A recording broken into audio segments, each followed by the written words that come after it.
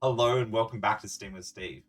Today we're going to keep going with learning about binary number systems, and then we're also going to learn about some other ones that I've sort of put together for you. So let's jump on in. Here we go. So number systems part 2. So the learning objectives today are a little bit different. We're going to understand and convert between decimal, binary, and then base 6, base 8, and then hexadecimal systems. Then going to explore practical applications of number systems and technology and distinguish between data information and understand the importance of this with data communication. Then going to apply these concepts to some little small problems I put together, and you can then see how they work. So just a quick recap on how the binary number system works.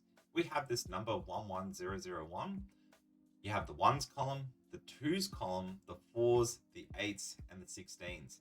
And they're just true or falses. So if they're true, you have it. If it's zero, you don't have it. So as we go through it, there's the twos, 2 to the power of 1, 2 to the power of 2, 2 to the power of 3, and then 2 to the power of 4. So if we branch that down, you have one lot of 1, which gives you 1. You have no 2s, you have no 4s, you have 1 8, and then you got 1 16. So that all adds together to then give you 25. So 25 in our normal number system is the same as 11001 in a binary system, which is what a computer would understand. So let's jump on in.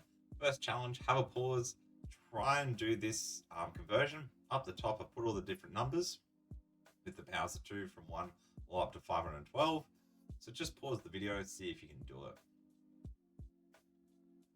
Awesome. So let's do the conversion. So 1 0 means that you have a 2, but no 1. So that's one lot of 2 plus 0 lots of 1, which then gives you 2. 1 1 0 means that you have a 4, you have a 2, but no 1. So 4 plus 2 then gives you 6 in our normal number system. Binary system 1101. So the way the computer understands 1101, we convert that. So you have an 8, a 4, and a 1. So add all that together and you get 16. 1010, this is one of those interesting ones. So 1010 is actually equal to 10. So you have one lot of 8 and one lot of 2, which that gives you 10 in our normal system. 110110 means you have one lot of 16, no 8s, a 4, a 2, and then no 1, which then gives you 22. Interesting enough, a pattern that you should start picking up. If it's an even number, it will end in a 0. If it's an odd number, it will end in a 1. So 110111, it's going to be an odd number. So that means you have a 32, a 16, a 4, and a 2, and a 1, which then gives you 55. And the last one, 101010, means that you have a 128, a 32, an 8, and a 2, which then all adds together to give you 170. So 170 in our normal number system would be the same as 10, 10, 10, 10 in a binary system, which is what the computer would understand. Cool. So these powers of 2 super important. So 2 to the power of 0 is 1, 2 to the power of 1 is 2, 2 to the power of 2 is 4, 2 to the power of 3 is 8, 2 to the power of 4 is 16, 2 to the power of 5 is 32, 2 to the power of 6 is 64, 2 to the power of 7 is 128, 2 to the power of 8, 256, and then 512 at the end. Very, very important for computer scientists. The faster you learn these, the easier the stuff will come. These are like the alphabet for the computer science. So what if we want to convert from decimal back into binary? Well, it's pretty easy. We follow the steps. So the first step is find the closest power of 2 below the number. So if you had 70, the closest power of 2 below that would be 64. You then subtract this power of 2 and then put a number in the 1 for the appropriate columns. So that means it was successful to subtract it. And then if you can't subtract that power of 2, you just put a 0 in that place. You repeat steps 1 to 3 until you got no longer a remainder. So I always like drawing this little grid up when I'm starting, just to get my head in the game, and it makes it pretty easy. So to go through, if we had to convert 13 into binary, you would go through the list. So the power of 2 below it would be 8. So you can do 13 take away 8, which then leaves you with a 5. So you put a 1 in that column, and you have a remainder of 5. We then go to the next one across. So can we take away 4 from 5? Absolutely. So we put a 1 in. So that is doable. And then you have a remainder of 1. Can you take 2 away from the remainder of 1? Nope. So that's where we put a 0 in. and then at the end we've got a 1 left over. And then that sort of ties into what we were talking about before. 13 is an odd number, so it ends in a 1. But then if we go through and add all those numbers together, a 1 plus a 4 plus an 8, 8 plus 4 gives you 12, plus the 1 gives you 13. So 13 in decimal is the same as 1101 binary. So have a go now, see if you can convert these numbers. Pause the video, changing it from decimal back into binary.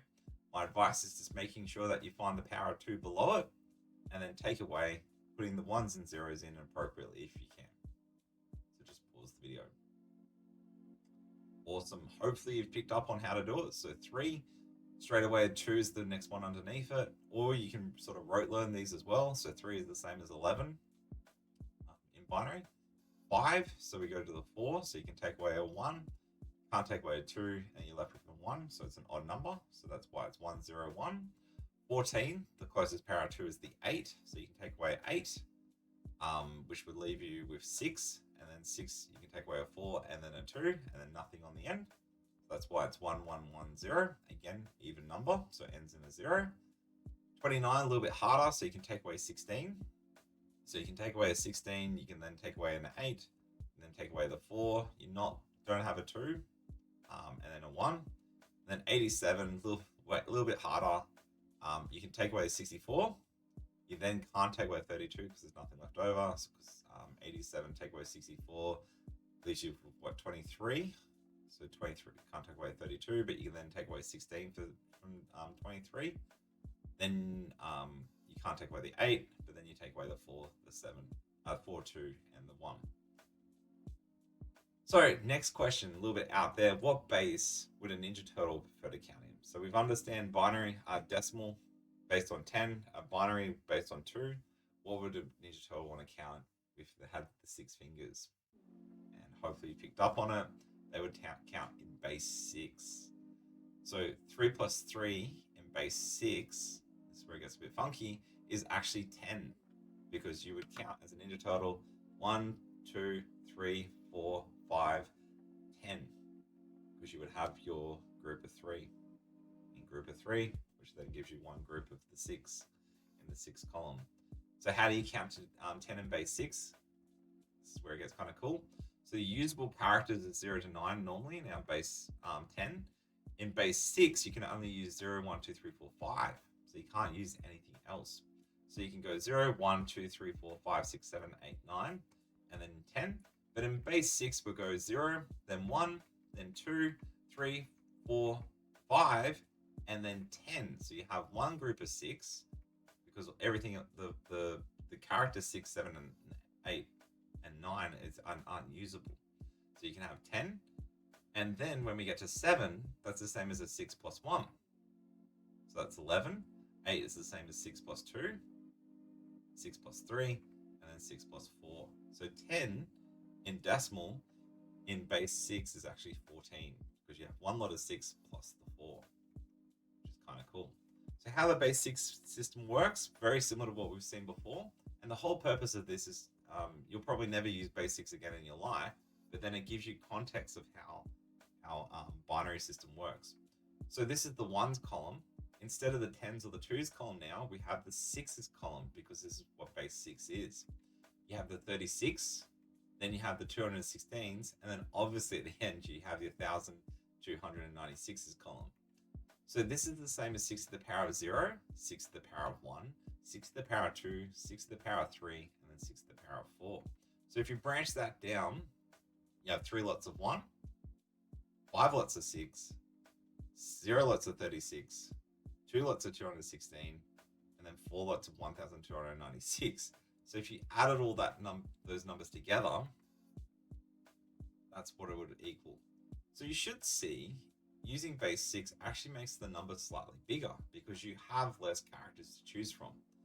So 42,053 in base 6 in our normal number system is actually 5,649. The same happens when we work with binary. So if you have a binary number, it actually gets a lot bigger, because you have less characters to choose from. Okay, so that's something to think about. So if we want to convert I've made this conversion table just to make it a bit easier for you. So with these usable characters, the numbers that you see here are the base 10, and then we're converting them into base 6. So same as we've done before. So 0, 1, 2, 3, 4, 5, but then it goes 10, 11, 12, 13. And then what you should find is that your 6 times tables is what the answers are. So 12 should become 20, 18 should become 30, and then you've got 24, which becomes 40, 41, 42, 43, 44, 45, 50, 51, 52, and then 36 is 100 because now you're into the next column. You've exhausted all the other symbols that you could have chosen from, which is why that sort of bump happens. Then if you think about 37, that's the same as one lot of 36 plus one lot of 1. Then 2, 3, 4, 5, then 10, and then 111, 112, all the way up to 120. And what you should see, 48 is the same as 36 plus 2 lots of 6. And that sort of pattern sort of keeps going on and on and on. Now, when you convert, it can be overwhelming at times. All you need to focus on is the column. So whatever column it's in, you're basically timesing the quantity of that you have by the column. So have a go at trying to convert these. So this is where it gets a little bit fun. You got the 1s, the 6s, 36s, 216s, 1,296s, 7,776. So go through and times them appropriately. Awesome. So what you should have found is the first one, 4 in base 6 is exactly the same in base 10. It's just 4. 15, a little bit harder. So we've got one lot of 6 plus a 5, which is base 11 in base 10. 305, so we've got 3 lots of 36 plus 5 lots of 1. So 3 lots of 36 plus the 5 gives us 113. And again, notice how the base 6 version needs to make it a larger number. 4,444 is you have 4 lots of 216 plus 4 lots of 36 plus 4 lots of 6 plus 4, which then gives you 1,036 in base 10. And then the last one, a little bit harder, 54,112 is you have 5 lots of 1,296 plus 4 lots of 216 plus 1 lot of 36 plus 1 lot of 6 and then 2 lots of 1, which then gives you 7,388 in base 10. Cool. So what about the Simpsons? What would they prefer to count in instead of base 10? So if you look carefully at Homer's hand, he actually has 4 fingers, right? So probably octal, which is base 8. Now, this is an actual system that is used sometimes by computer scientists because we do like groups of 8. Not a lot, but it is sometimes usable. So if you had 4 in base 8 plus 4 in base 8 would actually equal 10 in base 8. So this is your opportunity sometimes if you get the answer wrong in math. You could actually say, well, I was using the wrong base. So this is useful basically when we use bytes, which we'll be learning about later, which is a memory technique that computer scientists use. So here's a really bad joke. Why don't mathematicians know the difference between Halloween and Christmas? Really bad, but sorry about this. So October 31st is 31 in octal is the same as 25 in decimal. Really bad joke. Sorry about that. So if you do 3 times 8 is 24 plus 1 equals the 25. Yep, sorry about that, but had to be done. So how do you count to 10 in base 8? If you've got base 10 and then the usable characters in base 8, you have 0, 1, 2, 3, 4, 5, 6, and 7. So if you go through, you go 0, 1, 2, 3, 4, 5, 6, 7, 8, 9, 10. And then that base then goes 0, 1, 2, 3, 4, 5, 6, 7. And then what happens here is you can't use the 8 or the 9. So then that becomes 10. Which is pretty cool. So then you've got the next one then, which is the 10 plus 1, which then gives you 11. So 9 in our normal system is 11 in base 8. And then same with 12 is the base that builds up from that. So how does the octal system work? Well, if you have 57,164, you have the ones column, the eights column, the 64 column, the 512 column, and the 4,096 column. So this is the same as 8 to the power of 0, 8 to the power of 1, 8 to the power of 2, 8 to the power of 3, and then 8 to the power of 4. So if you blend that, you have 4 lots of 1, 6 lots of 8, 1 lot of 64, 7 lots of 512, and then 5 lots of 4,096. So if you add all that together in the decimal number system that we're used to, 24,180 is the same as 57,164 in a base 8 system. Again, you should notice that the number in base 8 becomes bigger, which is similar to what happens in binary, because you've got less characters to choose from. So the number, the representation has to get bigger.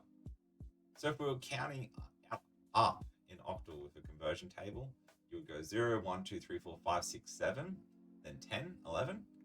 Then you would keep going. So 12, 13, 14, 15, 16, 17, 18, 17, and then 20, because you've got 2 lots of 8, then 21, 22, 23. Then you should see 24 becomes 30, because 3 lots of 8. And then 32 becomes 40. 40 becomes 50, which keeps going on. And then you should see, this is where it gets kind of cool, all the way up to 56. This is 7, so 70, so 7 eighths. What you should find when we get to 64, that's the same as 100. So when we're at 63, we've exhausted all the possible combinations for two characters, because we're up to 77. There's no other sort of combination that you can use at that stage, which is why it swaps over to 100, because the only usable characters are 0, 1, 2, 3, 4, 5, 6, and 7. Pretty cool. So have a go at converting these. I've put the table up the top there. So 1, 8, 64, 512, 4,096, and 32,768. Basically, all you need to do is go through each column and times it by that value at the top there. So just pause the video, have a go yourselves. Fantastic. So what you should find is you have 1 lot of 8 plus 3 for the first one. So 1 times 8 plus 3 gives you 11. Then the next one you have 7 eighths plus 2, which gives you 58. Then the next one you have 6 lots of 64 plus 5 lots of 8 plus 1 lot of 1, which gives you 425 in base 10. The next one you have 5 lots of 512 plus 5 times 64 plus 5 times 8 plus 5 times 1, which then gives you 2,925. And the last one, you've got 6 times 4,096 plus 3 times 512 plus 2 times 64 plus 4 times 8 plus 5 times 1, which gives you 26,277. So you should see in base 10, the number is smaller than what it is in base 8 because it has more options. What would this guy count in? So if you look at it, there's 16 fingers there. So that's what this base is. So this is where it gets a little bit funky. This is really useful for computer scientists, particularly for graphic artists that are used to hexadecimal, which is what this system is. So base 16 basically means instead of having 10 options, like what we have normally with our fingers, so 0, 1, 2, 3, 4, 5, 6, 7, 8, 9, you now have another set of numbers that add on to the end, which is where it gets a little bit different. This is what the symbol means when we're dealing with that. So what characters are used with base 16? Well, it's exactly the same. So you've got 0, 1, 2, 3, 4, 5, 6, 7, 8, 9. But then this is what happens when you get past 9. You need a single character to represent what 10 does. And you may have seen this before with letters. So basically the letters from A to F now become the numbers, the numeric representation. So A is actually 10. B is actually 11. C is actually 12. D is 13. E is 14. And then F is 15. Now, by using these different characters behind the scenes, it allows you to have more scope. So a larger number actually becomes smaller by using hexadecimal. And then the really useful thing, because it's in powers of 2, because it's in 16, which is the same as 2 to the power of 4, it groups together your bytes. So a lot of old languages actually used to code by using hexadecimal characters, which is really, really cool if you think about it. one of my favorite games, Prince of Persia, was actually all coded in hexadecimal, with no if statements or whatnot, which is really, really, really cool. So this is what our hexadecimal system works. So as a quick reference table, the decimal number stays the same, so 0 up to 15, but the hexadecimal representation is slightly different. So in this way, it goes 0, 1, 2, 3, 4, 5, 6, 7, 8, 9. That's exactly the same. And then when we get here, 10 is A, B is 11, C is 12, D is 13, E is 14, and F is 15. Pretty cool. So why would we use this hexadecimal system? Well, the answer is color codes. So when we use really, really big numbers, color codes are super useful, which you may have seen these numbers represented in 6 characters, which represent all these different colors. So for example, the RGB value, basically the red value is the first 2 characters, the green value is the next 2 characters, and then the blue value is the last 2 characters. So if we look here in the bottom right hand corner, 00FF means that this is 100% blue, because FF is the largest number that you've got there. You can then see what green is. So 00, I don't think there is a full one, but CC00, see how that's mostly green? And then red, if we go up here, you've got FF003, and then you've got all the different colors basically mapped in 6 characters. So this allows the computer to be consistent about what the character gets, how the color gets represented, without having to use weird numbers. And it actually makes a lot of sense when you play around with it a lot more, which we'll be doing as we go. So how the hexadecimal system works, a little bit different. You have 9F5AC. So we can use all these different characters. We just need to understand what they represent. So the first one is the ones column, then the 16s, then the 256s, then the 4096s, and the 65,536s, because of the powers of 16. So the base is 16, and then they go up 0, 1, 2, 3, 4 for each of those columns. So if we wanted to convert this, C is actually 12, right? So you would do 12 times 1, because it's 3 numbers after the A. So that's the same as 12. This column here with an A represents 10, so it'd be 10 times 16, because there's 10 lots of 16. This one here would be the same as normal, so it'd be 5 times 256. And then this one here, you've got F, which is 15 times 4096. And the last one, you've got 9 times 65,536, which then gives you that number. Then, if you add all these numbers together, you'll get 652,716. Now, because the base is greater this time than 10, the number actually gets smaller. So by using base 16 allows you to represent a bigger number in a smaller, more compact way, which is really useful when we're programming computers. So here's a quick little mud map of the conversion table from base 10 to base 16. So if we go through it, 0, 1, 2, 3, 4, 5, 6, 7, 8, 9, they stay exactly the same. This is where it gets a little bit different. So 10 is A, B, C, D, E, F. And then when we get 16, we now have one lot of 16. So that becomes 10. So 16 is 10 in base 16. Then 11, 12, 13, 14, 15, 16, 17, 18, 19, 1A, 1B, 1C, 1D. Right, so 1A is one lot of 16 plus 10. The 26 sort of works.